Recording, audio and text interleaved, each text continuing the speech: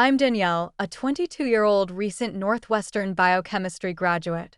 Despite their disapproval of my decisions, my parents threw me this lavish graduation celebration. Odd, given that only last week they termed me a useless leech. When he thought no one was looking, I saw my father sneak a white powder into my glass while I watched the bubbles in the pricey champagne rise. My heart stopped beating. In an attempt to poison me was my own father. Tell me where you're from in the comments section below if you're seeing this video. As I relate how I overcame my parents' treachery and discovered strength I never thought I had, please hit the like and subscribe buttons. You must be aware of our family in order to comprehend why my parents would wish to hurt me. The Harrisas were not your usual devoted family. My father, Joseph Harris, built Harris Pharmaceuticals from a small research lab into a powerhouse worth billions. His reputation for ruthless business tactics was legendary in the industry. Competitors would mysteriously lose funding or face unexpected regulatory hurdles. But publicly, he maintained the image of a philanthropist and family man. My mother, Eleanor, came from old money. Her family had been in pharmaceutical development for generations before she married my father and merged their companies. She was obsessed with appearances and the Harris legacy.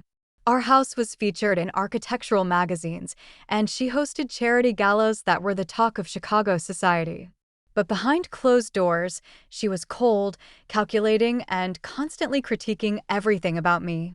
Then there was my perfect sister, Sophia, 3 years older than me, with straight-A grades, captain of the debate team, and later graduated from Harvard Business School with honors. She joined the family company without hesitation and quickly became the heir apparent. Our parents never missed her tennis matches or piano recitals. They proudly displayed her trophies and awards throughout our home. When she spoke at dinner, they listened attentively. My experience was dramatically different. Despite being a straight-A student myself, my achievements were always met with indifference. "That is what we expect from a Harris," my father would say without looking up from his newspaper.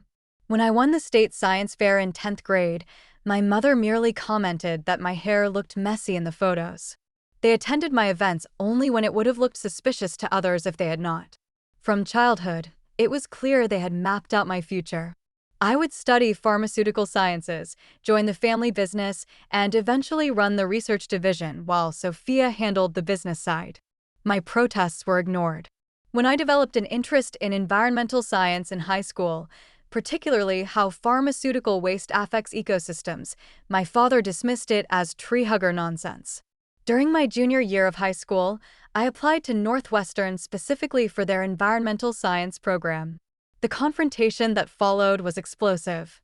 My father threatened to cut me off financially. My mother cried about family duty and tradition.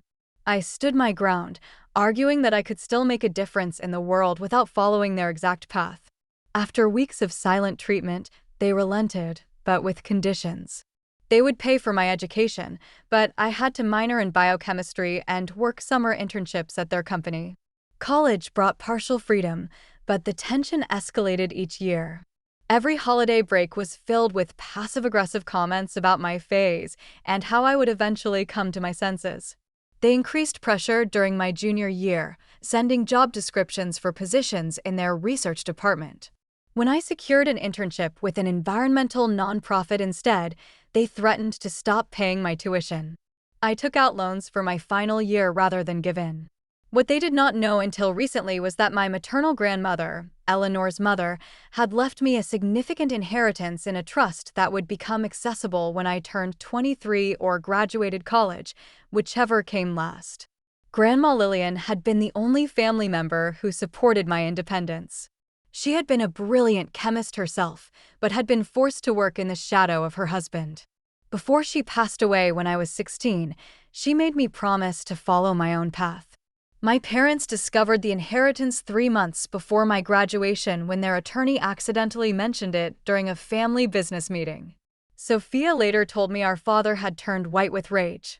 The trust was ironclad, set up with independent trustees, and would give me complete financial independence, approximately $12 million that would have gone to my parents if I had never graduated or if I died before receiving it. The months leading up to graduation were strangely quiet. My parents stopped their usual barrage of texts and calls pressuring me about job interviews at their company. Instead, they suddenly took interest in my graduation plans. My mother called to say they wanted to throw me a proper celebration befitting a Harris. Their sudden change in behavior should have been my first warning sign. The morning of graduation dawned bright and clear, a perfect May day in Chicago. I stood in front of my apartment mirror, adjusting my cap, a mixture of pride and anxiety swirling in my stomach. After 4 years of hard work, maintaining a 3.9 GPA while deliberately charting a course away from my family legacy, I had done it. My phone buzzed with a text from my mother. "Car service will pick you up at 9:30. Do not be late." I met my parents outside the auditorium. My father was checking emails on his phone while my mother scrutinized my appearance. "Could you not have done something more with your hair?" she asked by way of greeting.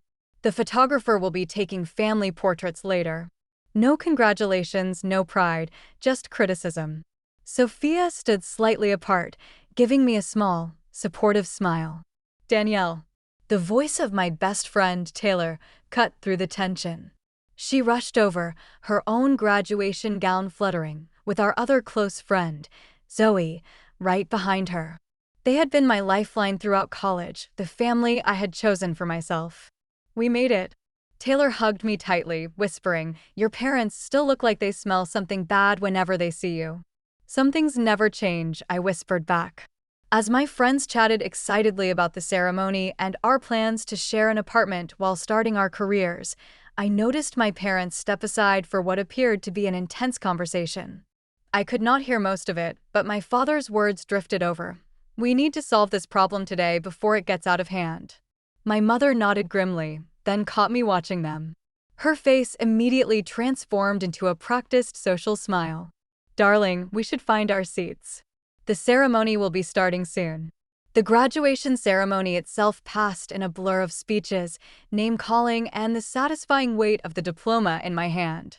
When Danielle Elizabeth Harris, summa cum laude, echoed through the auditorium, I heard Taylor and Zoe cheering wildly.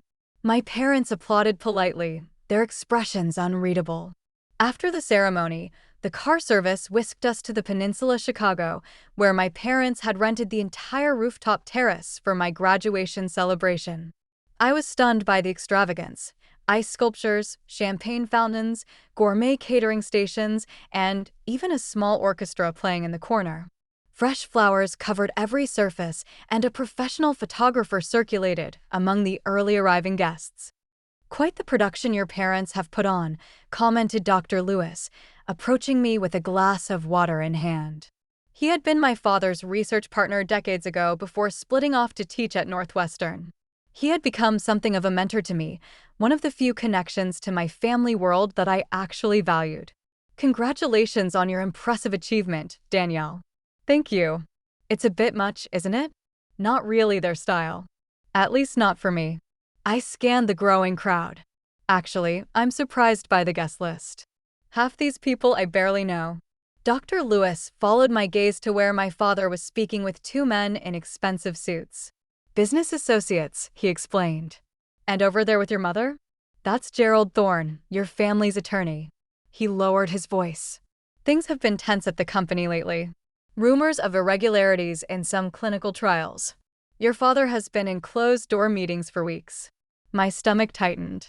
"What kind of irregularities?" He shook his head. "Nothing concrete. But be careful, Danielle. Your parents seem—" He paused, choosing his words carefully, particularly invested in keeping the Harris legacy intact right now. As the party reached full swing, I noticed something odd. My parents were watching me constantly, not with pride or even their usual disappointment, but with a calculating intensity that made my skin crawl. Whenever I moved to a new conversation group, one of them would casually reposition themselves to keep me in their line of sight. Sophia sidled up beside me as I grabbed an hors d'oeuvre. "Something weird is going on," she murmured. "Dad asked me 3 times if you had mentioned your plans after graduation. And Mom keeps checking her watch like she's waiting for something." Before I could respond, my father clinked his glass, signaling for attention. In 15 minutes, we will have a special champagne toast to the graduate, he announced, his businessman's smile firmly in place. Everyone, make sure you have a glass for the occasion. I watched as waiters began preparing flutes on silver trays. My father beckoned to the head waiter, pointing out a specific bottle of champagne with a gold label. That one, I heard him say. For the family only. With 15 minutes until the toast, I excused myself to use the restroom. The main facilities had a line, so I slipped down a service corridor to use the employee restroom I had noticed earlier. As I approached, I heard angry whispers coming from around the corner.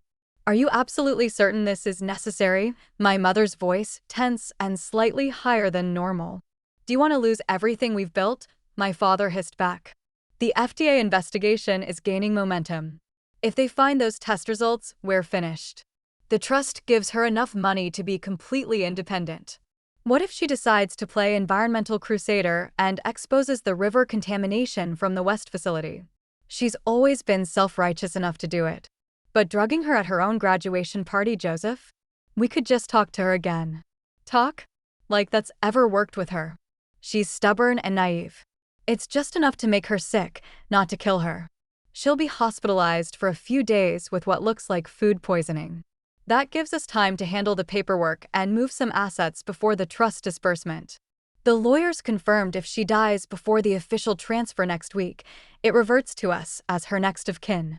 Keep your voice down, my mother whispered harshly. Someone could hear us. My blood turned to ice as I pressed myself against the wall, barely breathing. They were planning to poison me. My own parents. The realization was so monstrous my mind initially rejected it, but the biochemist in me processed my father's words clinically, just enough to make her sick.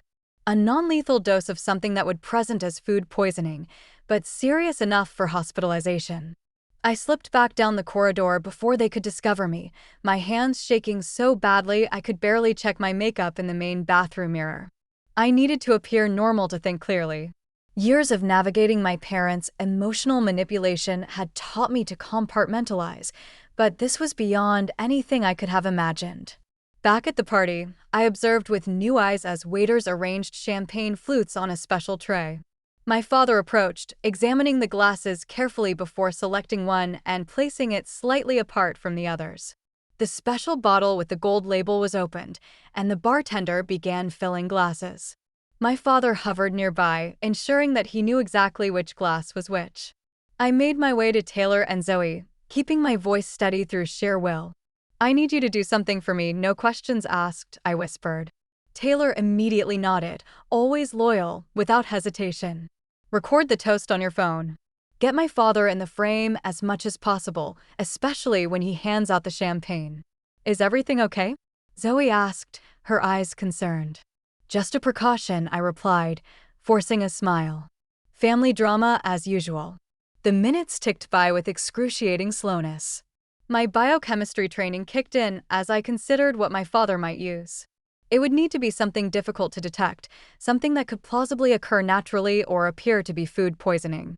Perhaps a compound from their own research facilities, something not yet on standard toxicology screens. I would need to recognize the symptoms quickly if his plan succeeded. Nausea and vomiting would be likely first signs, followed by perhaps abdominal pain, dizziness, or respiratory issues, depending on the toxin. If I could identify it quickly enough, I could tell medical personnel exactly what to test for. As my father called everyone together for the toast, I realized with crystal clarity that I needed evidence. If I simply refused the champagne, they would try again another way. I needed proof of their attempt, something concrete that could not be explained away. The moment of the toast approached with a surreal quality. Waiters distributed champagne to the general guests while my father personally handled the glasses from the special bottle. The family should have the finest champagne for this special occasion, he announced jovially to nearby guests. He handed glasses to my mother, then Sophia, then extended one specifically to me, his eyes meeting mine with a smile that never reached them. I watched in slow motion as he presented the glass to me, and with absolute certainty, I saw the slightly cloudy quality at the bottom, where a powder had not fully dissolved. My father's large signet ring glinted as he held the stem, practically forcing the glass into my hand. To Danielle, he said loudly, raising his own glass, "May your future be everything you deserve." The double meaning was not lost on me as I accepted the poisoned champagne, careful not to let it touch my lips as the guests took their first sip. "Before we drink," my mother interjected smoothly, "Joseph, why don't you say a few words about our daughter on this special day?" My father cleared his throat, shifting into his public speaking persona. "Danielle has always been determined," he began, carefully selecting words that sounded complimentary to outsiders, but carried years of disapproval that only I could hear. "While she has chosen an unconventional path, today we celebrate her academic achievement." As he continued his passive-aggressive speech, my mind raced. Taylor was recording as promised, her phone discreetly capturing everything. I needed to act now before the toast concluded. The champagne in my hand might as well have been a live grenade. "And to Sophia," my father added, surprising everyone by deviating from the traditional toast to the graduate, who has shown what a true Harris can accomplish in the business world, the perfect example of family loyalty. Sophia smiled uncomfortably, clearly caught off guard by being included in what should have been my moment. And in that instant, I made my decision. "Speaking of my amazing sister," I said, stepping forward with a bright smile, "I wouldn't be here without her support." I turned to Sophia, raising my glass. "She deserves a proper toast, too." In fact, I held out my champagne flute toward her. "This special reserve champagne father selected is too good not to share. Take mine, sis. I insist." Before anyone could react, I had pressed my untouched glass into Sophia's hand and smoothly taken her already partially drunk glass. My father's face froze in a mask of horror he could not publicly display, while my mother's knuckles went white around her own glass. "To family," I declared, raising Sophia's safe champagne while looking directly into my father's eyes. Confusion flickered across Sophia's face, but social training took over. She smiled and raised my champagne glass. "To family," she echoed and drank deeply from the poisoned glass. I sipped from her original glass, never breaking eye contact with my father. His face had gone ashen, a thin sheen of sweat appearing on his forehead as he realized what had happened. My mother glanced rapidly between Sophia and him, her practiced smile becoming brittle at the edges. The moment passed. Guests applauded, conversations resumed, and the orchestra began playing again. I circulated through the crowd, making small talk while keeping Sophia in my peripheral vision. Guilt and fear battled within me. I had not had time to think of another solution, but I had just allowed my sister to drink poison meant for me. The dose was supposed to be non-lethal, according to what I had overheard, but what if my father had lied to my mother? What if Sophia reacted badly to whatever it contained? 34 minutes after the toast, it happened. I was speaking with one of my professors when I heard a gasp from across the room. Sophia had been speaking with one of the firm's junior associates when she suddenly pressed her hand to her forehead, swaying slightly. "I feel strange," I heard her say, her voice slurring uncharacteristically. "Really dizzy, suddenly." I pushed through the crowd just as Sophia's knees buckled. The associate caught her awkwardly as she slumped forward. "Help," he called. "Something's wrong." My parents rushed over, genuine panic in their eyes now that their golden child was affected instead of their disappointment. My father reached her first, cradling her head as she began to mumble incoherently. Her skin had taken on a grayish tinge, and sweat beaded on her forehead. "Call an ambulance," my mother shrieked, all composure abandoned. Dr. Lewis appeared at my side, his medical training kicking in as he checked Sophia's pulse. "Her heart rate is elevated and irregular," he reported, loosening her collar. "What was she doing before this happened?" "She just had champagne at the toast," the associate answered. "She seemed fine, then suddenly." My father's eyes snapped to mine, realization and fury mixing with fear. I stared back unflinchingly. "The ambulance is on its way," someone announced. 5 minutes out. I knelt beside Sophia, taking her hand. "Stay with her," I told my parents firmly. "I'll go downstairs to direct the paramedics." They nodded distractedly, all attention on Sophia, who had begun to tremble slightly. In the privacy of the elevator, I pulled out my phone and called Taylor. Meet me in the lobby right now, I instructed. Bring your phone with the recording. It's an emergency. Taylor and Zoe were waiting when the elevator doors opened. Sophia collapsed, I explained rapidly, walking toward the entrance. I need you to give a copy of that toast recording to the paramedics and tell them I suspect poisoning. Then send me a backup. Poisoning? Zoe repeated, horrified. What the hell is going on, Danielle? I'll explain everything later. Please, just trust me. The ambulance sirens were audible now, growing closer. When the paramedics arrived, I approached the first one. My sister has collapsed upstairs. Symptoms include dizziness, disorientation, irregular heartbeat, and tremors. I have reason to believe she ingested a toxic substance in her champagne. The paramedic looked at me sharply. You suspect poisoning? Based on what? I'm a biochemistry graduate. The symptoms presented suddenly about 30 minutes after consumption. Before I could finish, my parents burst from the elevator with Dr. Lewis supporting a semi-conscious Sophia between them. The paramedics rushed forward with a gurney, their training taking over as they quickly assessed her condition. Please help her, my mother sobbed, her mascara running. She just collapsed. BP 90/60 and dropping, one paramedic reported. Pulse 120 and irregular. As they loaded her into the ambulance, my father turned to me, his voice low and dangerous. What did you do? Nothing, I replied calmly. She drank from my glass. Remember the special champagne you selected just for me? His face contorted with rage and fear. You switched the glasses deliberately. You knew. I held his gaze steadily. Knew what, father? That you put something in my drink? Why would I think that? Unless you did. She needs family with her, a paramedic interrupted. One person can ride along. I'll go, my mother insisted, already climbing in. We'll follow in the car, my father said, grabbing my arm painfully. All of us. The ride to Northwestern Memorial Hospital was tense silence. My father drove while I sat in the back seat, Taylor and Zoe having promised to meet me there.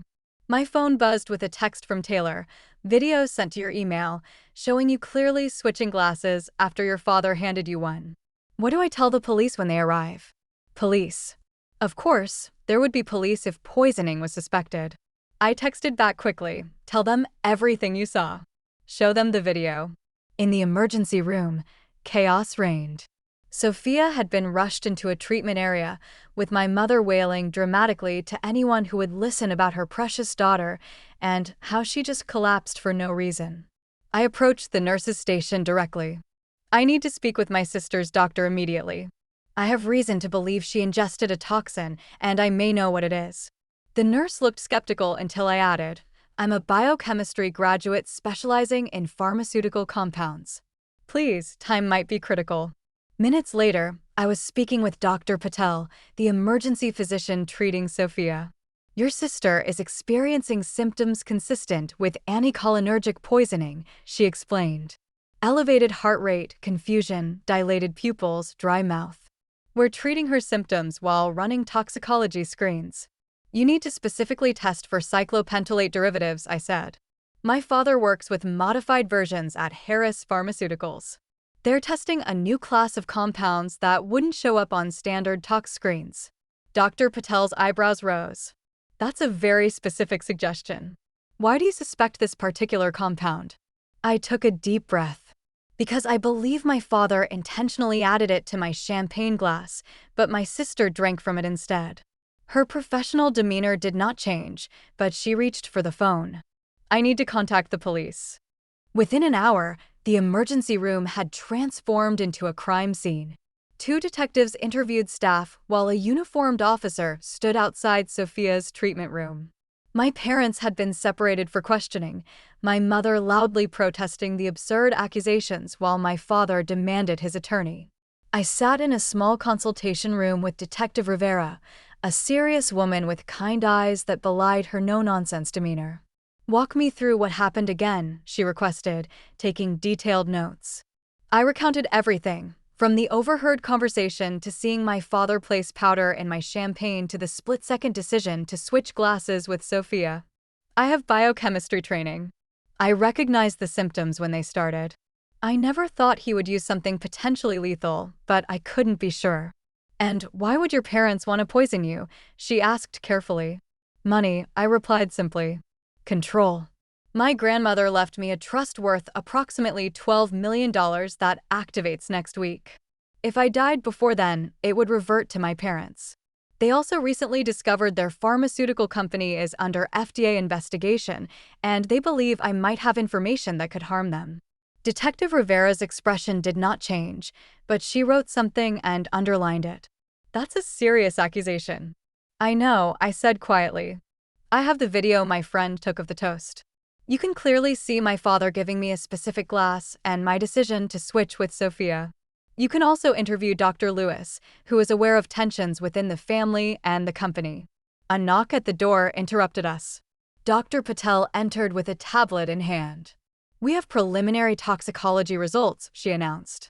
We found elevated levels of a modified anticholinergic compound, similar to but not identical to cyclopentolate. It appears to be a research compound not yet in commercial production. Detective Rivera looked between us. In English, please.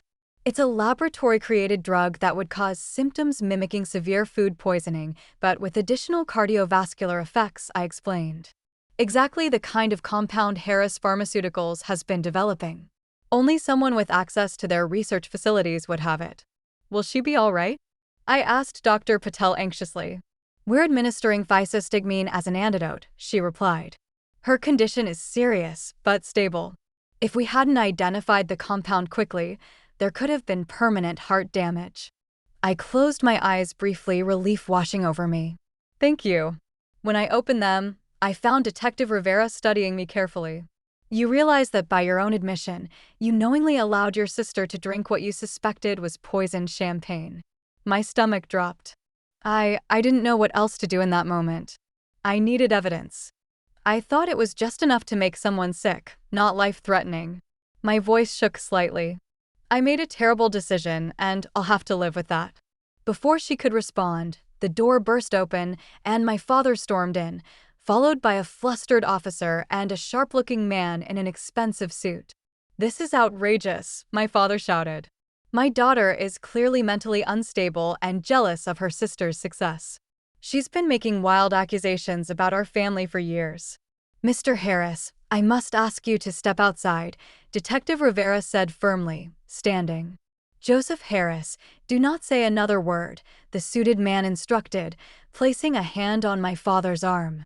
I am Gerald Thorne, the Harris family attorney. My client has no comment at this time. Your client is not under arrest yet, Detective Rivera emphasized the last word, but I suggest he cooperate fully. We have video evidence of the champagne toast and preliminary toxicology reports confirming a research-grade pharmaceutical compound in Sophia Harris's system. My father's face went through a rapid series of emotions before settling into cold fury. Danielle has always been troubled, he said, his voice suddenly calm and reasonable. She was jealous of her sister, resentful of our expectations. She's threatened before to destroy our family business out of spite. That's not true. I protested. We indulged her environmental science whims despite her responsibilities to the family company, he continued as if I hadn't spoken. We even threw this expensive graduation party to show our support. And how does she repay us? By creating this elaborate drama and allowing her own sister to become ill. Gerald Thorne placed a business card on the table.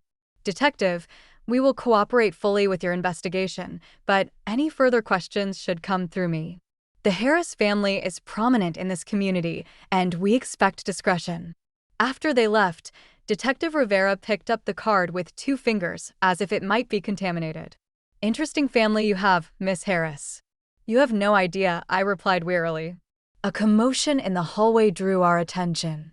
Dr. Lewis had arrived and was arguing with the officer outside Sophia's room. I'm her family physician, he insisted. I need to review her treatment.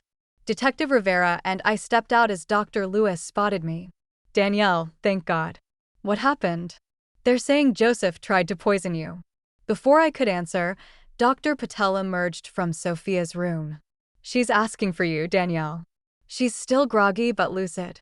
Entering the dimly lit hospital room, I felt a wave of guilt seeing Sophia connected to monitors and 4 in her arm. Her normally perfect appearance was disheveled, her skin still holding an unhealthy pallor. Her eyes fluttered open as I approached. "Hey," I said softly, taking her hand. "How are you feeling?" "Like I got hit by a truck," she replied, her voice raspy. "They told me." "Is it true?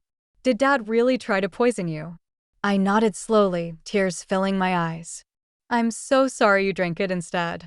I just reacted. I didn't think." "Why?" she whispered, confusion and pain clouding her eyes. "Why would he do that?" "The trust from Grandma Lillian. The FDA investigation. They were afraid I would expose contamination at the West facility." Understanding dawned in Sophia's eyes. "The sealed reports. The ones they've been keeping in the secure server." She squeezed my hand weakly.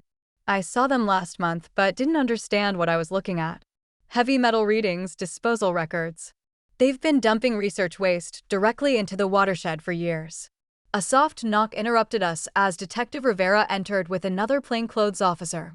"Miss Harris, we have just received some additional information I thought you should know. The FBI has been investigating Harris Pharmaceuticals for the past 6 months for fraud, environmental violations, and falsification of clinical trial data." I stared at her. "The FBI?" "Yes. Your parents were already under surveillance. When we contacted them about the poisoning incident, they shared that they have substantial evidence of criminal activity. They've just executed search warrants at your family's offices and home." Sophia's monitors beeped as her heart rate increased. "Oh my God," she whispered. "I signed off on some of those documents. Joseph said they were routine regulatory filings." "We'll need to speak with you about that later, Miss Harris," the other officer said to Sophia. "For now, focus on your recovery." As they left, Sophia began to cry quietly. "I trusted them completely. I defended them whenever you complained about how they treated you. And all this time, I held her hand tightly. You didn't know. They manipulated both of us, just in different ways." "What happens now?" she asked, fear and uncertainty replacing her usual confidence. "Now we tell the truth," I replied simply. "All of it." The story broke in the Chicago Tribune 2 days later. Pharmaceutical CEO and wife arrested for attempted murder of daughter. Smaller headlines added, "FBI uncovers massive fraud and environmental crimes at Harris Pharmaceuticals." Our family name, once synonymous with success and philanthropy, became overnight shorthand for corporate greed and familial betrayal. I moved temporarily into Taylor and Zoe's apartment, unable to face returning to my own place where reporters lurked. Sophia remained in the hospital for 4 more days before being released into the care of our Aunt Patricia, my mother's estranged sister, who flew in from Seattle upon hearing the news. I always knew Eleanor was capable of terrible things. Aunt Patricia told me over coffee in the hospital cafeteria, but I never imagined this. I should have stayed in touch with you girls. The investigation expanded rapidly. With search warrants in hand, the FBI discovered a trove of incriminating documents at both the Harris offices and our family home. Emails detailed systematic falsification of safety data for 3 major drugs currently on the market. Environmental testing showed years of illegal toxic waste disposal that had contaminated groundwater in communities near the West facility. Detective Rivera kept me updated on the poisoning case. The lab confirmed the compound was an experimental anticholinergic from your father's private research facility, she explained during one of our meetings. He had signed it out personally 3 days before your graduation. We also found notes in his home office detailing dosage calculations.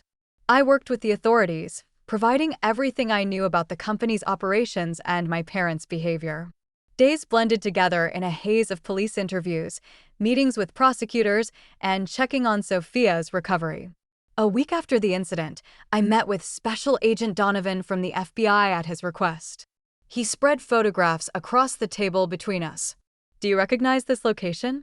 I studied the images of what appeared to be a storage unit. Inside were boxes of documents, several laptop computers, and, most disturbingly, vials of various compounds carefully arranged in temperature-controlled containers. "No," I replied. "I've never seen this place." It's a storage unit rented under your name, he said, watching my reaction carefully. Opened 6 months ago with what appears to be a forged signature. My blood ran cold.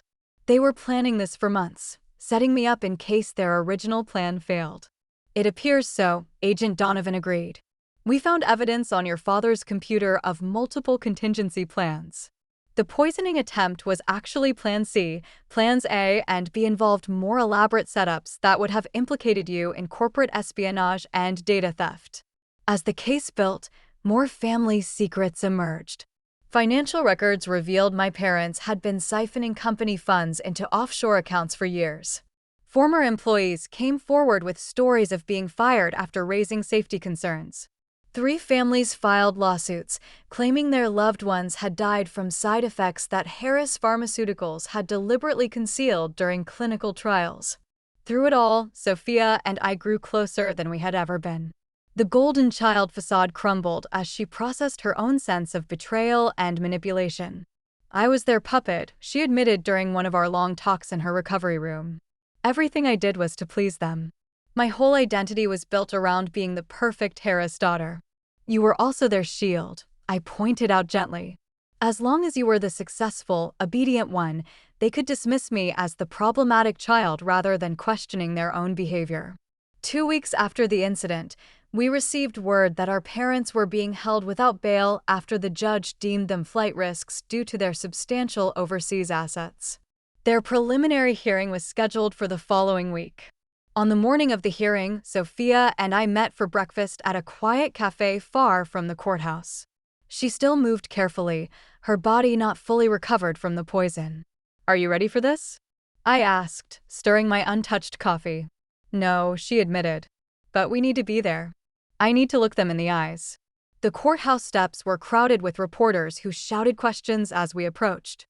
Inside, the hearing room fell silent as we entered, all eyes turning to observe the poisoned daughter and the targeted one.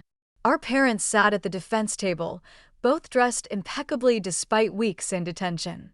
My mother's eyes filled with tears when she saw Sophia, but my father stared straight ahead, refusing to acknowledge either of us. The evidence presented was damning. The prosecution displayed the video of the toast, showing clearly my father giving me the specific glass and my subsequent switch with Sophia. They presented the toxicology reports, the compound traced matching exactly to samples found in my father's private lab.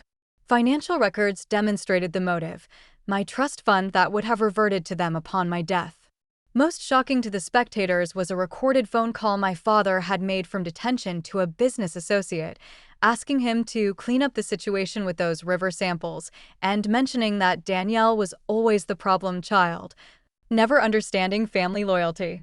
When the judge ruled there was more than sufficient evidence to proceed to trial on all counts, including attempted murder, my mother collapsed in theatrical sobs. My father remained stone-faced, only his clenched jaw betraying his fury. Outside the courthouse, reporters swarmed again. Sophia surprised me by taking my hand and addressing them directly. "My sister and I are cooperating fully with authorities. We ask for privacy during this difficult time as we come to terms with our parents' betrayal." "Thank you." As we pushed through the crowd toward our waiting car, a reporter called out, "Did you know your sister was switching the glasses? Were you part of the plan?" Sophia stopped cold, turning back with unexpected fire. "My sister saved my life. Our parents tried to poison her. And when she realized it, she had seconds to decide what to do. She has carried unnecessary guilt for my suffering, but the only people responsible are Joseph and Eleanor Harris. They were willing to kill their own daughter for money and to cover up their crimes. That is the story you should be telling." In the following days, more family members we had barely known reached out, cousins, distant aunts, my father's brother, who had been ostracized from the family decades ago for whistleblowing on an earlier pharmaceutical scandal. It seemed our family tree was filled with similar stories of control, manipulation, and retribution against anyone who challenged the Harris way. Sophia and I began the painful process of separating ourselves legally and financially from our parents. We hired our own attorney, a kindly but razor-sharp woman named Vivian Santos, who helped us navigate the complexities of our situation. Your grandmother's trust is secure, she assured me during one meeting. The trustees have accelerated the transfer, given the extraordinary circumstances. As for Harris Pharmaceuticals, that's more complicated. I don't want anything to do with it, I stated firmly. Sophia nodded in agreement. Neither do I, but we have a responsibility to the employees who were not involved in the criminal activities and to the communities affected by the contamination. There's also the matter of your parents' personal assets, Vivian continued. Much will likely be seized by the government or directed toward victim restitution, but there will still be substantial holdings that would typically pass to you as their only children. I looked at Sophia, seeing my own conflict reflected in her eyes. We need time to think about that, I said finally. As summer progressed, the case against our parents strengthened. 3 former Harris Pharmaceuticals executives agreed to testify in exchange for reduced sentences. Environmental testing confirmed widespread contamination attributed directly to improperly disposed research chemicals. The estimated cleanup costs exceeded $100 million. In August, 2 months after the graduation party incident, Sophia and I returned to our childhood home with FBI agents to identify additional documents and evidence. Walking through the silent, imposing rooms felt surreal. Everything looked exactly as it always had, perfect, cold, and sterile. In my father's study, agents were carefully cataloging the contents of his safe. Miss Harris, one called, holding out a small leather journal. Do you recognize this? I took it carefully. The journal was old, the pages yellowed. Inside, I found my grandmother Lillian's handwriting. It was a record of her own discoveries and concerns about Harris Pharmaceuticals from decades earlier. The final entry, dated shortly before her death, read, "I have arranged for Danielle's financial independence. She alone has the conscience and strength to break the cycle of this family's poison." Tears filled my eyes as I showed it to Sophia. She knew, I whispered. She was trying to protect me all along. And you protected me, Sophia replied, squeezing my hand. That's what real family does. 6 months after that fateful graduation party, I stood on the porch of my grandmother's lake house, watching the November sun shimmer across the water. The property had been part of my inheritance, a peaceful retreat 2 hours outside Chicago that I had visited often as a child. Now it was my home, at least temporarily, as I figured out my next steps. The trust had been officially transferred to me 3 weeks after the incident, the trustees agreeing unanimously to expedite the process given the extraordinary circumstances. The first thing I had done was establish a separate fund for Sophia's ongoing medical care and therapy. Though she had physically recovered, the psychological wounds ran deep. "Hot chocolate delivery," called a voice behind me. Sophia emerged from the house, carrying 2 steaming mugs, bundled in one of my oversized sweaters. She had moved in with me a month ago after selling her downtown condo, too full of memories of family business dinners and parental approval. Perfect timing, I smiled, accepting the mug gratefully. I was just thinking about how much has changed. Everything, she agreed, settling into the Adirondack chair beside mine. Remember when we used to come here with Grandma Lillian? She would let us stay up late watching the stars while telling us stories about women scientists who changed the world. I remember Mother hating those trips, I laughed softly. She was convinced Grandma was filling our heads with dangerous independence. She was right about that, at least. Sophia's smile turned contemplative. The prosecutors called this morning. They're offering a plea deal. My hands tightened around the warm mug. What kind of deal? 20 years for father on the attempted murder charge plus the environmental crimes, 15 for mother if she testifies about the corporate fraud. She paused. They want to know if we object. I stared out at the lake, watching an eagle circle lazily above the water. Do you? I don't know, she admitted. Part of me wants them to face a full trial, to have everything exposed, but another part just wants it to be over. I understand, I finished for her. We sat in comfortable silence, a new dynamic for sisters who had spent most of their lives as strangers occupying the same family space. The past months had forged a genuine bond between us, built on shared trauma but expanding into real friendship and trust. My phone buzzed with a text from Dr. Lewis. Environmental job interview went well. They were impressed by your research proposal on pharmaceutical waste remediation. Call me for details. I smiled, showing the message to Sophia. After the dust had settled, I had begun reaching out to environmental science firms specializing in industrial contamination cleanup. My biochemistry background, combined with my environmental focus, made me uniquely qualified to work on pharmaceutical pollution specifically. It felt right, using the Harris knowledge to heal some of the damage my family had caused. Sophia had her own healing journey. She had resigned from Harris Pharmaceuticals immediately after being released from the hospital and had spent months helping authorities understand the company's operations and identifying which executives had been complicit in the crimes. Now she was considering law school, inspired by the prosecutors and victim advocates she had met through our case. The house is being seized next week, she mentioned, referring to our childhood home. They wanted to know if there's anything personal we want to retrieve first. I shook my head. Nothing I need there. What about you? I already took the photo albums. The real ones, not the staged family portraits Mother kept in the living room. The candid ones Nora used to take. Nora had been our housekeeper for 15 years, the closest thing to a loving maternal figure we had experienced daily. Have you heard from Nora? I asked. She's in Florida with her daughter. She sent me a care package last week with homemade cookies and a note saying she always knew we would break free eventually. The criminal proceedings continued their slow progression through the justice system. Our parents maintained their innocence publicly while their attorneys negotiated frantically behind the scenes. The evidence was overwhelming, with new details emerging regularly as former employees came forward. Most painfully, we discovered through corporate emails that our parents had known about the environmental contamination for over a decade. Communities downstream from the factory had experienced elevated cancer rates and birth defects, information my parents had systematically suppressed through confidential settlements and manipulated studies. I channeled my anger into action, establishing a foundation with part of my inheritance dedicated to providing healthcare and environmental testing for affected communities. It couldn't undo the damage, but it was a start toward making amends for the Harris legacy. The media gradually lost interest in our story as newer scandals emerged, allowing us precious anonymity to rebuild our lives.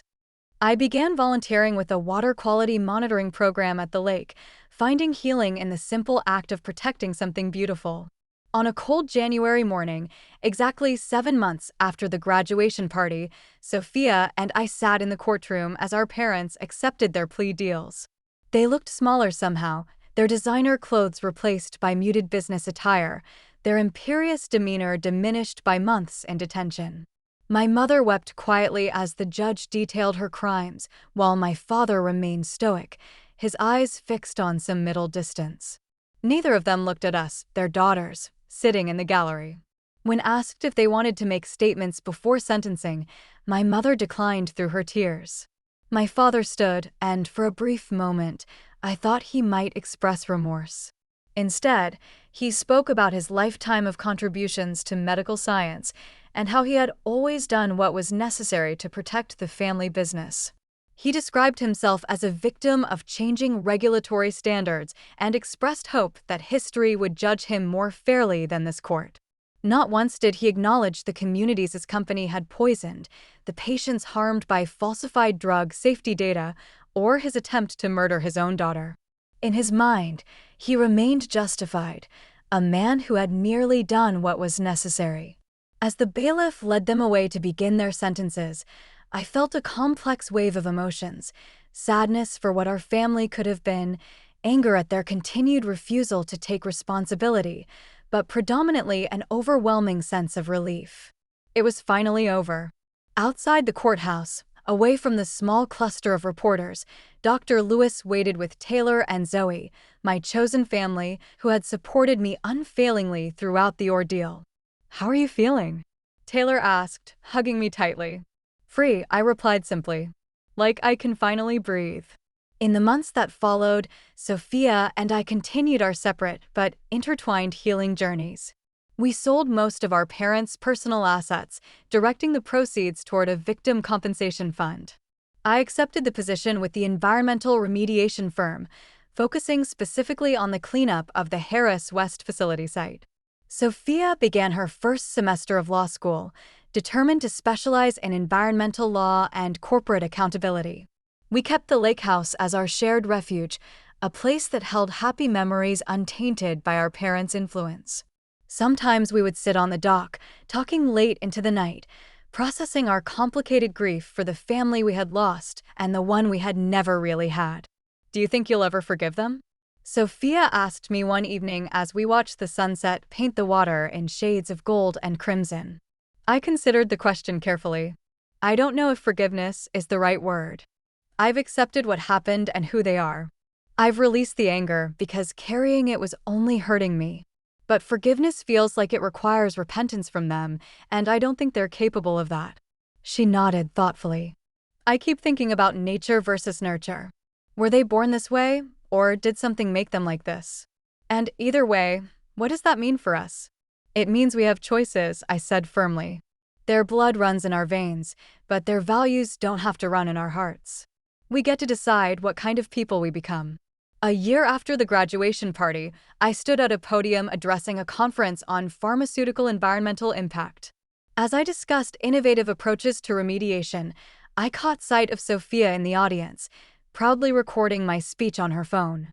Beside her sat Dr. Lewis, Taylor, Zoe, and a growing circle of friends and colleagues who had become our support system. The journey had been painful beyond imagination. But standing there, I realized I had found something I had never experienced in the Harris household: genuine belonging, not based on compliance or achievement or genetic connection, but on mutual respect, shared values, and authentic care. My parents had seen me as a problem to solve, a threat to eliminate. They had tried to poison not just my body, but my spirit, my independence, my very sense of self. In choosing to fight back and refusing to become either victim or villain in their narrative, I had discovered my own strength and purpose. The inheritance my grandmother left me was valuable, but her true gift had been believing in my capacity to break the toxic cycle.